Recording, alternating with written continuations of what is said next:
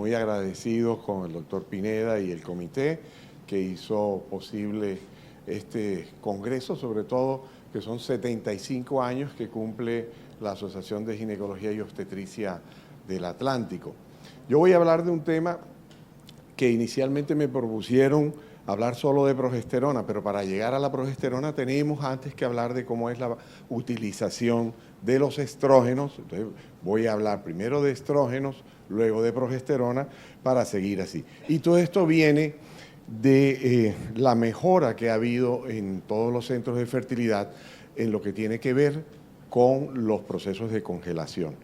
Hace 30 años nosotros teníamos unas máquinas, me acuerdo la marca era Planner, la sobrevida, por ejemplo, de los embriones era solo de un 15%, o sea, de cada 100 embriones que descongelábamos, solo sobrevivía el 15% de ellos, y a partir de los años 2003-2004, que aparece la vitrificación, hay una mejora sustancial en los resultados de la descongelación de esos embriones, pero también de los ovocitos. Entonces, podemos ver aquí la cantidad de ciclos, cómo se han aumentado los ciclos de congelación-descongelación desde el año 2012, y fíjense ustedes acá en el 2021, que este es el reporte de la Sociedad Americana de Técnicas de Reproducción Asistida, SART, que se basa en todo lo que se reporta en el Centro de Enfermedades Infecciosas en Atlanta. Y para poder conocer bien este mecanismo, pues tenemos que tener presente lo siguiente. Lo siguiente es cómo es que funciona el sistema endocrino, y de allí es hipotálamo, hipófisis, ovario, y de allí es donde vamos a poder empezar a trabajar. Este aumento, como decíamos, de la criopreservación, ¿sí?, viene por varias políticas. Una de ellas tiene que ver con la transferencia de un solo embrión. Se prefiere transferir un embrión basado en las complicaciones que se derivan de la transferencia de varios embriones. Todas las complicaciones perinatales que tienen los ginecobstetras y los especialistas en medicina materno-fetal vienen de nuestros errores. Ustedes se recuerdan, hace muchísimos años no teníamos buena congelación y pasábamos muchísimos embriones. Lo otro es la aparición de los análogos de la GnRH, que nos sirvió mucho para suprimir los ciclos, dejar en ceros a la paciente en niveles de estrógeno y de FSH y hacer lo que se conocen como los ciclos artificiales. Otro de los puntos tiene que ver con el uso de las técnicas en reproducción asistida, de los estudios de los embriones. Estos embriones pues no los podemos transferir en el mismo ciclo, entonces los congelamos, esperamos el resultado del estudio genético y los pasamos en ciclos posteriores.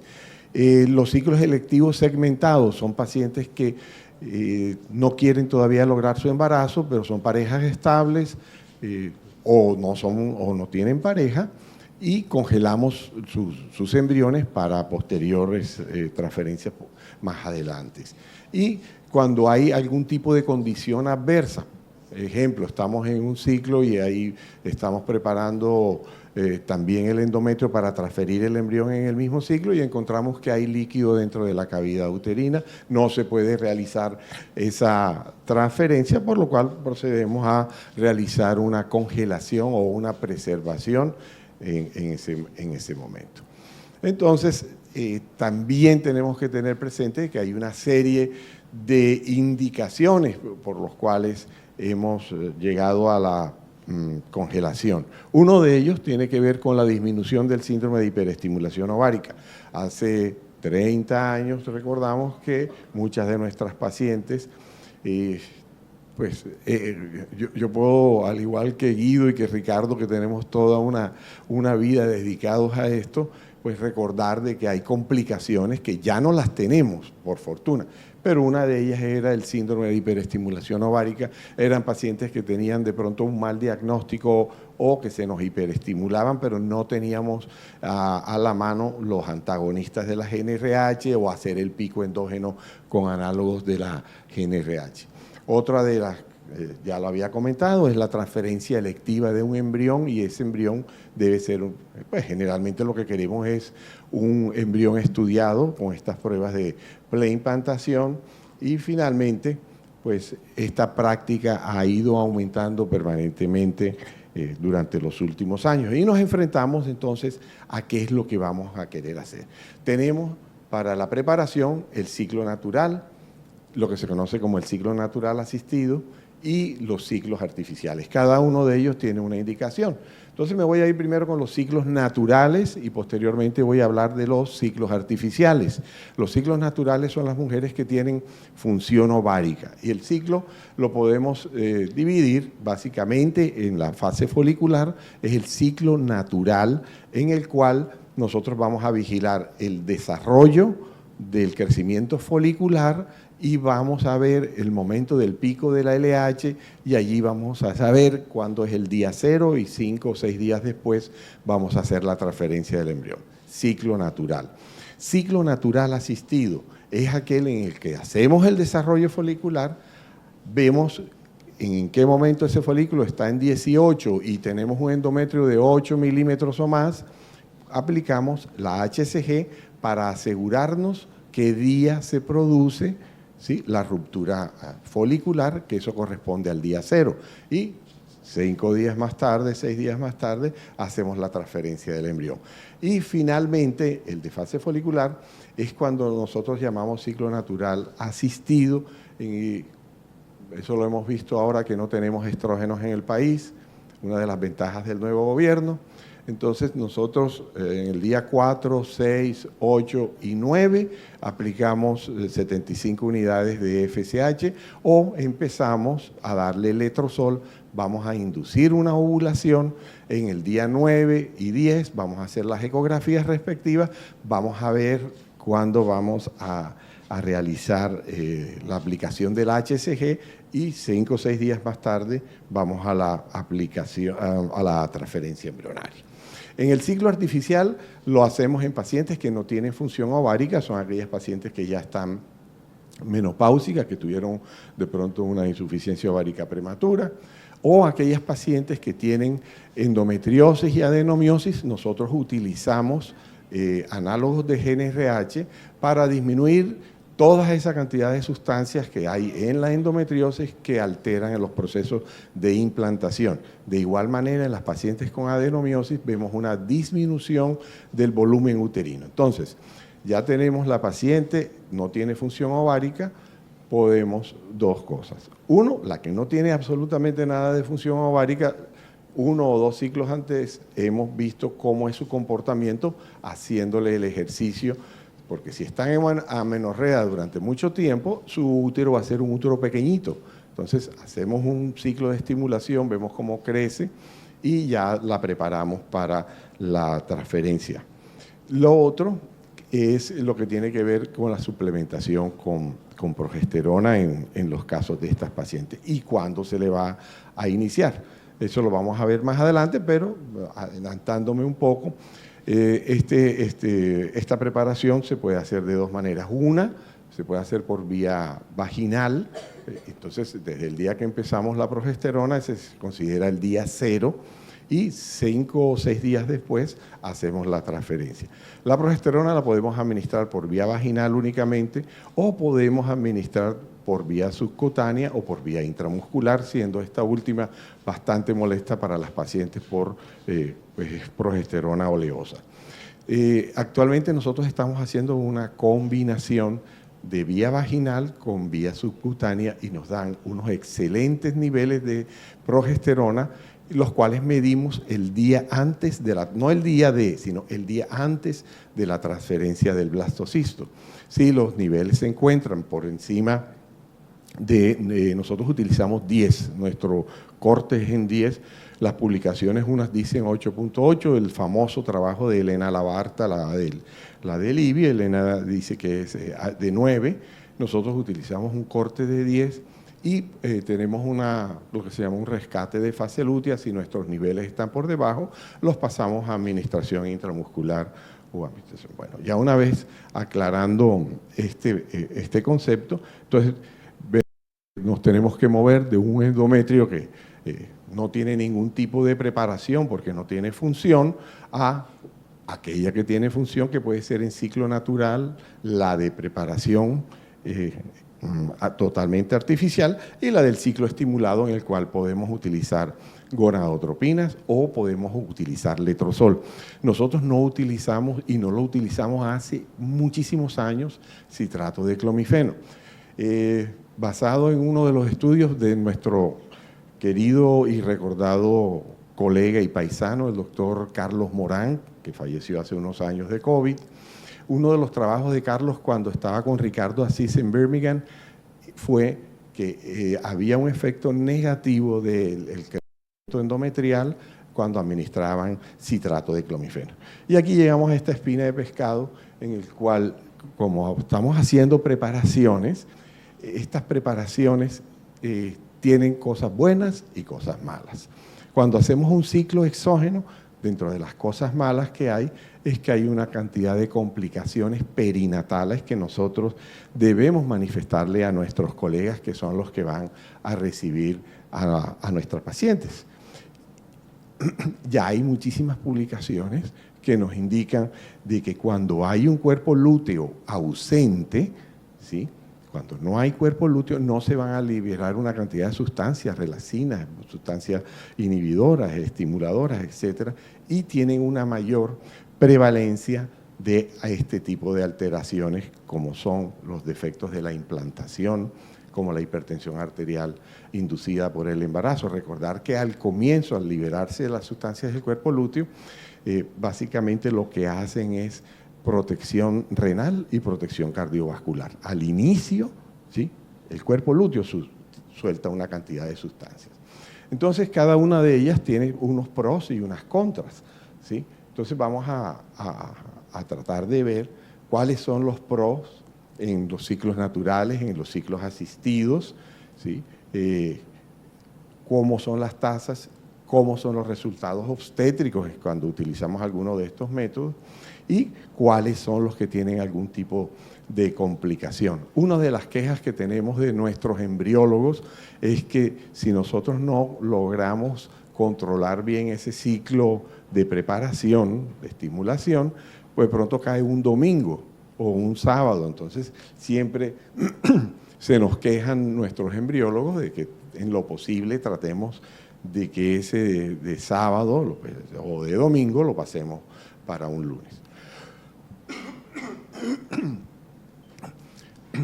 Hay muchos, como les muestro en esto, muchas revisiones sistemáticas que tienen que ver con los ciclos de transferencias. Entonces, poniendo a manera de resumen, los ciclos artificiales se asociaron con una menor tasa de nacidos vivos. Las complicaciones que se encontraron fueron más cuando hubo ciclos artificiales que cuando hubo ciclos naturales. Hubo menos enfermedades hipertensivas, menor preeclampsia, menor hemorragia posparto, menor cantidad de cesáreas. En cuanto a qué es lo que vamos a escoger, ¿sí?, en cuanto a si vamos a hacer o no un trigger de la ovulación administrando para hacer el pico de LH y saber el momento de la ovulación, debemos qué tipo de soporte de fase lútea vamos a utilizar y qué hay de nuevo. Eso es lo que voy a hablar ahora.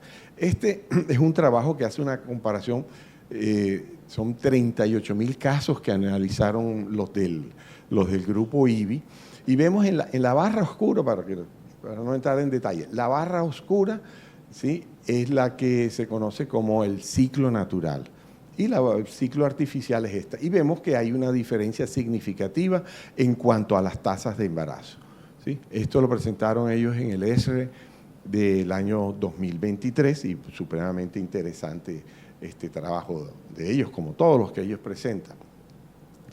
La importancia de medir el estradiol. Podemos medir el estradiol al inicio y debemos medir el estradiol.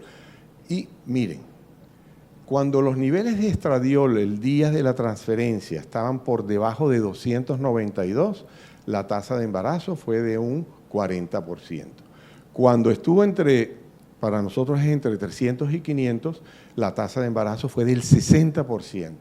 Y cuando estuvo por encima de 500, mayores de 500, la tasa del 28. Entonces esto es muy importante de tener presente en todos los centros de reproducción porque nos ayuda a mejorar nuestras tasas. Cualquier punto que nosotros podamos jugar en cuanto a nuestras tasas de embarazo es lo mismo. Este es otro artículo y este es mucho más reciente del grupo de Cornell, donde está nuestro paisano Isaac Kligman. Miren, estradiol por debajo de 300 tuvieron 42. 300 y 500 tuvieron una tasa del 63% de transferencia de congelado, que es fantástica. Y mayores de 500 tuvieron una tasa de embarazo del 50%. Lo otro que tiene que ver es con el tiempo invertido tanto por el paciente como por la clínica, el número de visitas. Cuando yo llevo un ciclo controlado, ¿sí?, yo le digo a la paciente, venga en el día 9 o 10, veo el tamaño folicular, la cito 2 días después y tengo un control, o sea, menos visitas. Y esto lo hicieron también, está aquí publicado, y esto no es muy viejo. Entonces, cuando fue un ciclo natural, ¿sí?, fueron 4 visitas. Cuando fue un ciclo natural modificado, solo hubo visitas. El ciclo natural modificado es el de la paciente. El día 4, 6, 8, 9 y 10 le pongo 75 de FSH y vamos viendo la respuesta. Entonces, mucho menos tiempo el que invierte la paciente en este ciclo. De otro lado, ¿sí?, de acuerdo a los tamaños. No siempre se espera hasta que el folículo llegue a 18 milímetros para administrar el AHCG. Entonces, estos estudios han presentado que entre 13 y 15 milímetros pueden aplicar el AHCG, entre 16 y 19 y mayores de 19 a 20 milímetros. ¿Y qué encontraron? Que las tasas de embarazo son iguales. Entonces no hubo ninguna diferencia. Dentro de las cosas que se busca es la modificación de lo que se llama la ventana de implantación. En ocasiones poner un antagonista de la GnRH para que no nos caiga la transferencia un domingo. Entonces le pone uno una ampolla de antagonista un día, demoras un día más y pues se te facilita el ciclo y se facilita la vida con los... Bueno, este es el mismo trabajo que es del grupo del IBI, de Juancho García Velasco, en el cual ellos hacen un estudio de 3.000 casos y ven que cuando los endometrios llegan a más de 7 milímetros, ya es un endometrio óptimo para la transferencia y los niveles de estradiol que ellos manejan es que tiene que ser menores de 1.5. Los tamaños de los folículos, como se lo dije, de 13 a 15, o sea, no hubo diferencia en cuanto a eso. El beneficio de esto tiene que ver con que nos estamos asegurando el momento de la ovulación y eso lo que nos sirve es para manejar nuestros tiempos. ¿Debemos usar soporte de fase lútea? Bueno, unos dicen sí, otros dicen no. Todos estos son metaanálisis que han realizado. Ahora todo se maneja con metaanálisis. Bueno, la mayoría dice que la otra mayoría dice que no, entonces estamos en un empate. Este es un grupo, el de Ariel Weissman y de Mihrachi. Mihrachi ahora se fue a Australia y es una de las personas que más está trabajando esto. Miramos aquí a mano derecha, ¿sí? Todo es a favor de niveles de progesterona elevados. O sea, ¿qué es lo mejor? Monitorizar adecuadamente para uno no tener caídas en esto. De otro lado, otros grupos dicen que no hay una correlación, ¿sí?, entre las tasas de pérdida gestacional o las tasas de nacido vivo, pero lo que sí es importante es reconocer que esta suplementación por vía vaginal luego de la transferencia en ciclo totalmente natural significativamente mejoró la tasa de nacidos vivos. Igual aquí lo vemos en tasas de nacidos vivos, en clinical pregnancy rate y en la tasa de pérdidas. Siempre está, en algunos casos, a favor de dar siempre la progesterona, y en el caso que no dieron progesterona, como es en este de acá, se aumentó la tasa de pérdida de embarazo. Ya va terminando, pues hay una serie de nuevos trabajos. Este es un trabajo que, estos son los de Dinamarca, que cogieron y transfirieron, entonces en algunos usaron HCG, en el otro no usaron HCG. Pero para resumir estas tablas, ¿sí?, vemos que las tasas de embarazo son idénticas. Las tasas de embarazo son idénticas. No hubo ninguna diferencia entre administrarlo y no. Ya para terminar, como les decía, ¿adicionamos soporte a fase lútea? Hombre, sí. El soporte a fase lútea, tanto en ciclo natural como en ciclo asistido, es benéfico porque se demostró que aumentaban la tasa. Y lo importante es tratar de hacer una personalización en cuanto a cada uno de... Tanto que hablamos de medicina personalizada, pues en nuestro caso es igual. Tenemos que estar encima del paciente para saber qué. Resumiendo, bueno, tenemos en la preparación, pues el ciclo natural real, ¿sí?, el ciclo natural modificado, en el cual se le aplica una HCG y los 6 días después hacemos la transferencia del congelado, y los nuevos acercamientos, digamos, los nuevos esquemas que tienen que ver con la flexibilidad de la aplicación de la HCG, y otros que empiezan la dihidrogesterona, que es la progesterona que se da por vía oral, la empiezan en determinado momento y ellos arrancan cuando tienen ya un nivel de progesterona adecuada. ¿Por qué usar ciclo natural? Bueno, pros: preparación natural y fisiológica del endometrio, ¿sí?, mínima cantidad de medicamento utilizado, no requiere un soporte de fase lútea. ¿Por qué? Porque tenemos un cuerpo lúteo que él nos va a ayudar. El tiempo del ciclo es un ciclo corto, mientras que en los ciclos artificiales nos podemos demorar hasta 15 días dando estrógenos hasta tener un buen nivel. Por tener el cuerpo lúteo, tenemos una buena tasa de resultado obstétrico y perinatal. Los contras, ¿sí?, no es una opción para mujeres con ciclos irregulares. Las pacientes con síndrome de ovario poliquístico pues son más difíciles de hacer este tipo de transferencias. Lo otro es que el número de visitas a la clínica se aumenta por las ecografías que hay y que no nos da una flexibilidad para lo de las transferencias. Presente y futuro, pues realmente estamos viendo cada vez muchas mejoras en esto. Uno de los ejemplos que hay es un artículo que salió la semana pasada de alguien que mostraba a Ricardo, que es Richard Paulson, en el cual administran progesterona por vía oral. Ellos son los de la clínica Huntington, que está en Los Ángeles, y es un paper súper interesante. No tiene fecha todavía de salida, pero pues quita muchos de los efectos negativos de andar administrando progesterona por vía intramuscular, que es la que generalmente usan los americanos.